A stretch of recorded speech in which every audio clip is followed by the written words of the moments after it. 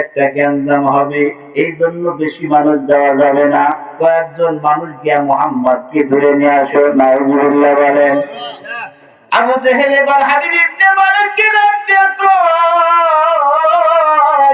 চারজন মানুষ গিয়া নবীরে ধরে নিয়ে আসবা। কয়জন মানুষ? চারজন মানুষ যাইবা, চারজন মানুষ গিয়া নবীরে ধরে নিয়ে আসবা, কোন লোক লাগবে না। চারজন মানুষ আল্লাহর পয়গম্বরকে ধরার জন্য গেছে, তার চাচির ঘরের মধ্যে ঘুমায়। চাচি এবার মুহাম্মদকে ডাকতে বলে, নবী তোমারে মারার জন্য হাবিব ইবনে মালিককে নিয়ে আসছে, আমি খবর পাইলাম। মুহাম্মদ তুমি ঘরের দরজা যেন খোলো না, যদি ঘরের দরজা খোলো তাইলে তোমারে কিন্তু মেরে ফেলবে। আল্লাহর পয়গম্বর ডাক দিয়ে বলতেছেন, চাচীজি আমার কোনো ভয় নাই, কারণ আমার সাথে আছে আমার আল্লাহ। দুনিয়ার সবাই যদি এক দিক থাকে, আমার আল্লাহ যদি এক দিক থাকে, তাইলে দুনিয়ার কোনো মানুষ আমারে মারতে পারবে না। আওয়াজ দিয়ে বলেন না সুবহানাল্লাহ। কয়জন চলে আসছে? চারজন মানুষ আসিয়া নবীর চাচির ঘরের মধ্যে টোকা দেয়।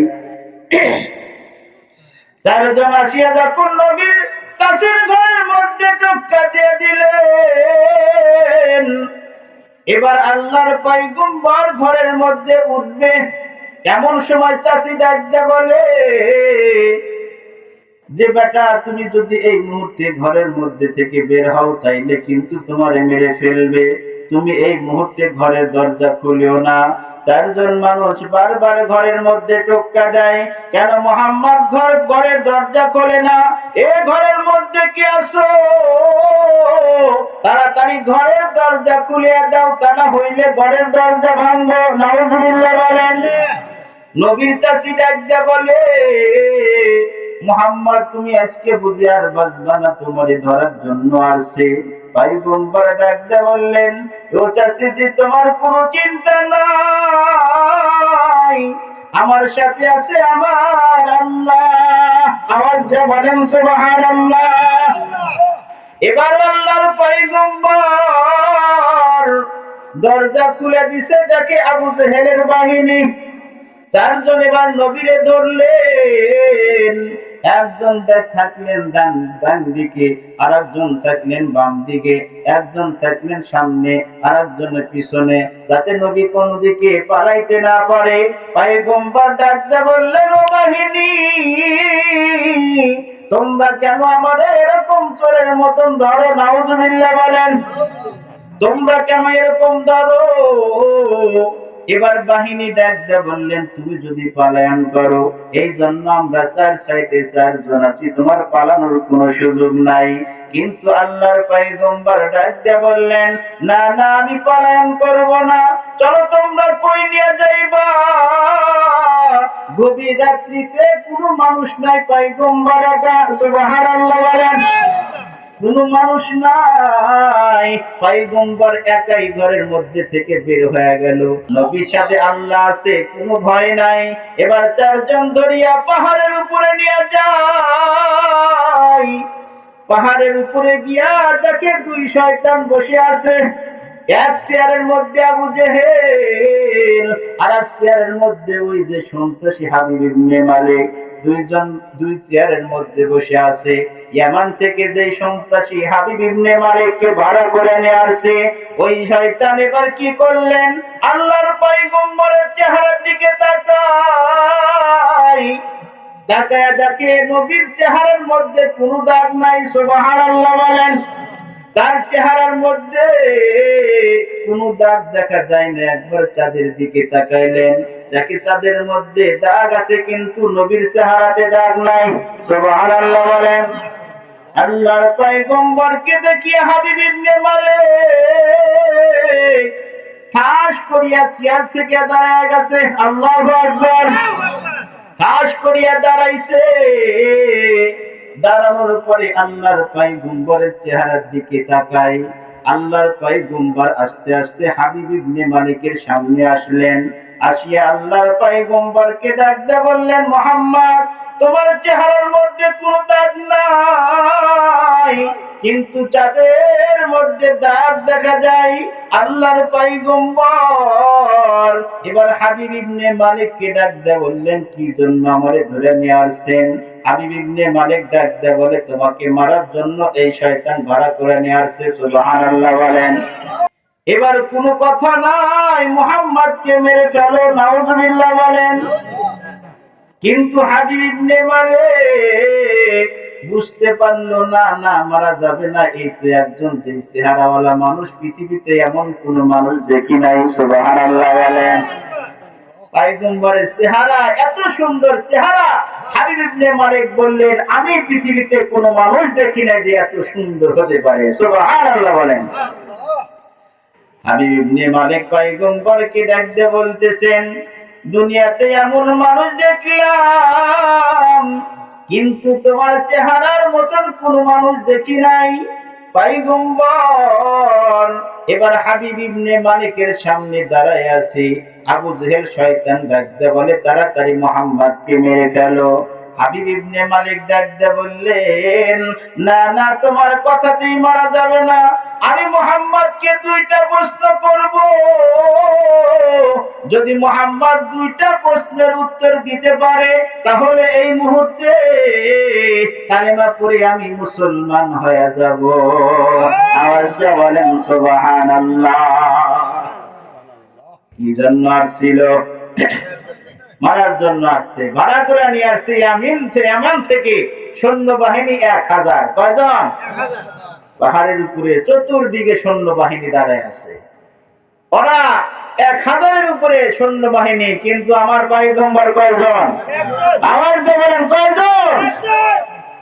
আল্লাহর পয়গম্বর এবার একাই পাহাড়ের উপরে দাঁড়ায় আছে। গভীর রাত্রিতে কোনো মানুষ যেন বুঝতে না পারে।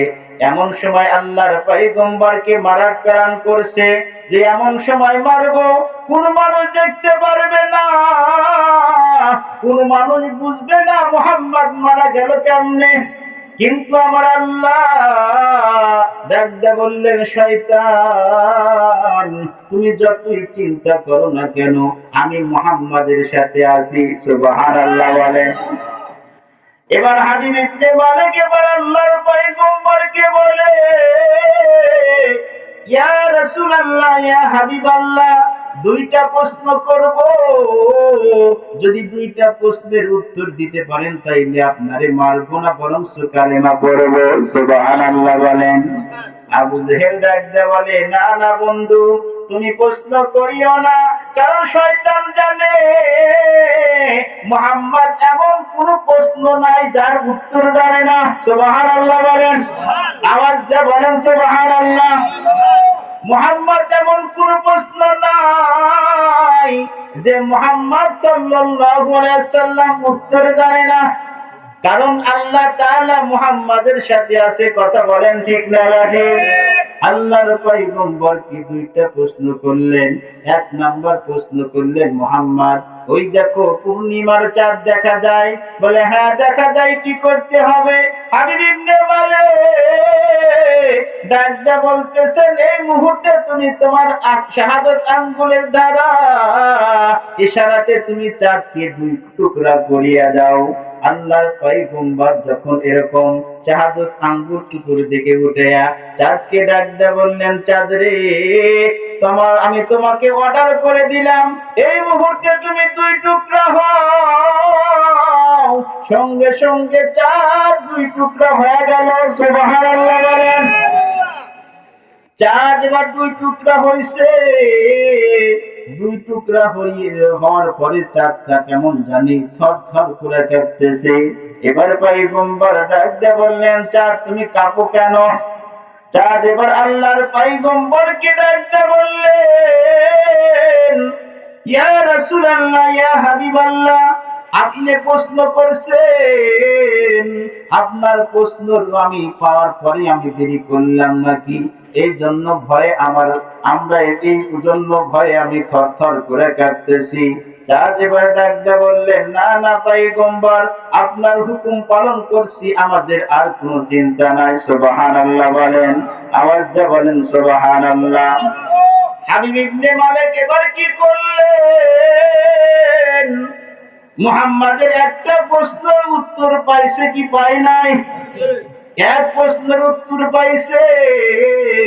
হাবিব ইবনে মালিকের অন্তরটাও কেমন জানি নরম হয়ে গেছে। সুবহানাল্লাহ বলেন। এবার হাবিব ইবনে মালিক বলেন, মুহাম্মদ, 2 নাম্বার প্রশ্ন হইল, তোমার যে হাতের দ্বারা চাঁদকে 2 টুকরা করেছো, এই মুহূর্তে ওই চাঁদকে তুমি আবার পূর্ণিমার চাঁদে রূপান্তরিত করে দাও। সুবহানাল্লাহ বলেন। পয়গম্বর এবার আসমানের দিকে আঙ্গুল উঠাইলেন, আঙ্গুল উঠে ডাকতে বলেন, চাঁদ, আমি তোমারে হুকুম করেছিলাম 2 টুকরা হয়ে যাও, 2 টুকরা হইছো। আমি আবার তোমারে অর্ডার করলাম, এই মুহূর্তে আগের মতন হয়ে যাও। আবার আল্লাহর পয়গম্বরের হুকুম পায়া আবার চাঁদটা আগের মতন পূর্ণিমা হয়ে গেল। সুবহানাল্লাহ বলেন, আওয়াজ দিয়ে বলেন সুবহানাল্লাহ। হাবিব ইবনে মালিক এবার চিন্তা করলো, এটা তো সাধারণ কোন মানুষ না। আল্লাহু আকবার বলেন। যেই মানুষের হাতের ইশারায় চাঁদ 2 টুকরা হয়ে যায়, যেই নবীর হাতের ইশারায় চাঁদ আবার জোড়া লাগিয়ে যায়, এটা কোন সাধারণ কোন মানুষ হতে পারে না। এবার হাবিব ইবনে মালিক আল্লাহর পয়গম্বরকে ডাকতে বললেন, ইয়া রাসূলুল্লাহ, ইয়া হাবিবাল্লাহ, নবীজি আপনার প্রশ্নের উত্তর পেয়ে গেছি। সুবহানাল্লাহ বলেন। আমার একটা আবদার, 30 বছর ধরে আমার ঘরের মধ্যে একটা মেয়ে আছে, ওই মেয়েটা কথাও বলতে পারে না, হাঁটতেও পারে না, একদম অসুস্থ হয়ে আছে। এই মুহূর্তে আমার একটা গ্লাসের মধ্যে ফু দিয়ে দিবেন। হাবিব ইবনে মালিক একটা গ্লাসের মধ্যে পানি নিয়ে আসছে। ও জানে মুহাম্মদ যদি গ্লাসের মধ্যে ফু দেয় তাইলে আমার মিয়া ভালো হয়ে যাবে। সুবহানাল্লাহ বলেন। এবার আল্লাহর পয়গম্বরের সামনে হাবিব ইবনে মালিক একটা গ্লাসের মধ্যে পানি নিয়ে আসছে, আল্লাহর পয়গম্বরের কাছ থেকে পড়ে নিবে। সুবহানাল্লাহ। আল্লাহর পয়গম্বর গ্লাসের মধ্যে ফু দিবে, এমন সময় আল্লাহ তাআলা জিবরাইলকে পাঠিয়ে দিয়েছে। সুবহানাল্লাহ বলেন। আল্লাহ জিবরাইলকে ডাক দিয়ে বলে, ও জিবরাইল, যাও যাও, মুহাম্মদ গ্লাসের মধ্যে যেন ফু না দিয়া দেয়। যদি ফু দেয় তাইলে আমি আল্লাহ কষ্ট পাবো, মুহাম্মদ যেন ফু না দেয়।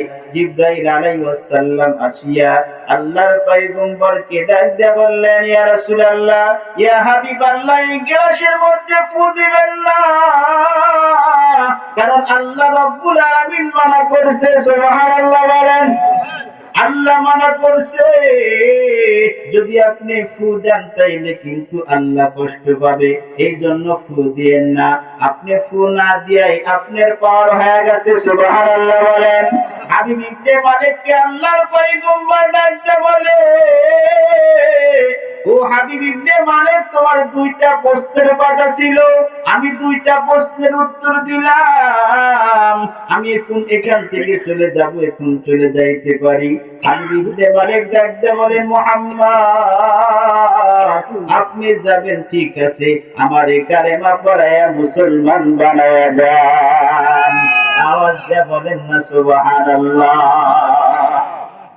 হাবিব ইবনে মালিক 1000 সৈন্য নিয়ে আসছে, এমন থেকে 1000 সৈন্য নিয়ে আসছে। মুহাম্মদকে মারবে না বাঁচাবে? মারার জন্য আসছে। হাবিব ইবনে মালিক ডাক দিয়ে বললেন, তোমরা যদি দ্বীনের পথে আসতে চাও তাইলে তোমরা কালিমা পড়ে মুসলমান হইতে পারো। সকল বাহিনী আল্লাহর পয়গম্বরের কাছে আসলেন। আসিয়া আল্লাহর পয়গম্বরকে ডাক দিয়ে বললেন, মুহাম্মদ, ইয়া রাসূলুল্লাহ, ইয়া হাবিবাল্লাহ, আমাদেরকেও কালিমা পড়ায়া দেন। সুবহানাল্লাহ বলেন।